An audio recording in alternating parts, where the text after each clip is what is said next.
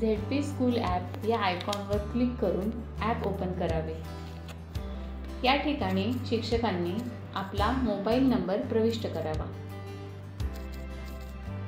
Generate OTP या बटणावर click केल्यानंतर आपल्याला SMS द्वारे OTP प्राप्त होईल। तुम्हाला प्राप्त झालेला OTP येथे प्रविष्ट करून व्हेरीफाय OTP बटणावर क्लिक करा। या ठिकाणी शिक्षकाने स्वतःचा शालार्थ ID आणि जन्मतारीख प्रविष्ट करून नेक्स्ट बटनवर क्लिक करावे।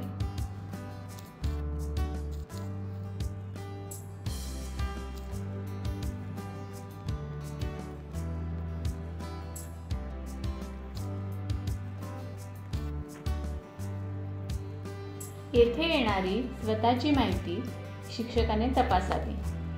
तुमच्या शाळेच्या नावात जर बदल असेल तर तुमच्या शाळेचा UDISE ID पेनच्या आयकॉनवर क्लिक करून बदलून घ्यावा। तुमची सर्व माहिती बरोबर असल्यास सबमिट बटनवर क्लिक करावे। अशा तऱ्हेने शिक्षकाचे रजिस्ट्रेशन पूर्ण होईल आणि स्क्रीनवर तुमचा डॅशबोर्ड ओपन होईल। तुम्ही शिकवत असणाऱ्या वर्गांची नोंदणी करण्यासाठी S बटनवर क्लिक करावे। या ठिकाणी प्लस बटणावर क्लिक करून तुम्ही तुमचे वर्ग निवडावे।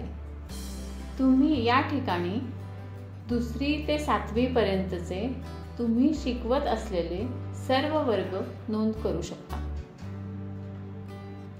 यानंतर स्क्रीनच्या वरील डाव्या कोपऱ्यातील बॅक बटन दाबून तुम्ही तुमच्या डॅशबोर्डवर जा। विद्यार्थ्यांचे अध्ययन स्तर क्रमांक नोंदविण्यासाठी अध्ययन क्षमता चाचणी 17 एप्रिल या बटणावर क्लिक करा। या ठिकाणी अध्ययन चाचणीचा वर्ग निवडा। त्या वर्गातील सर्व विद्यार्थ्यांची यादी तुम्हाला स्क्रीनवर दिसेल।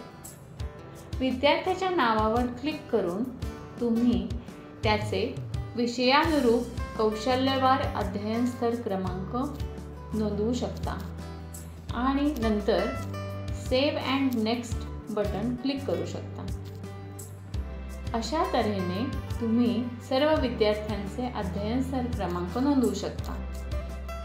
जर तुम्ही आतापर्यंत भरलेली माहिती विद्यार्थ्यांची यादी पूर्ण होण्याआधीच जतन करायची असेल तर विद्यार्थ्यांची यादी दिसणाऱ्या स्क्रीनवरील उजव्या कोपऱ्यातील सेव्ह बटन दाबून तुम्ही ते करू शकता।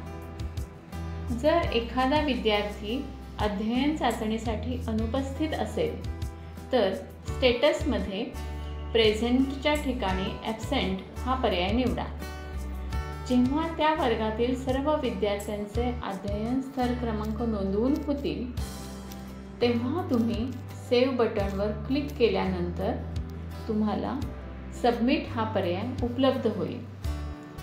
जर एखाद्या विद्यार्थ्याच्या अध्ययन स्तर क्रमांक नोंदणीमध्ये चूक झाली असेल तर तुम्ही त्या विद्यार्थ्याच्या नावावर क्लिक करून त्याचे अध्ययन स्तर क्रमांक परत नोंदवू शकता।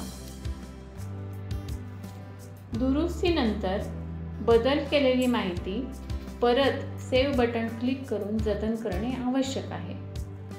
त्यानंतर तुम्ही ही माहिती कायमस्वरूपी ZP कडे सुपूर्द करण्यासाठी सबमिट बटनवर क्लिक करा। एकदा सबमिट केल्यानंतर विद्यार्थ्याच्या अध्ययन स्तर क्रमांक नोंदणीमध्ये कोणताही बदल करता येणार नाही।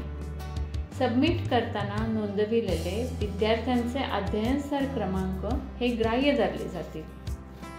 या प्रकारे तुम्ही तुमच्या सर्व वर्गातील विद्यार्थ्यांचे अध्ययन स्तर क्रमांक नोंद करू शकता।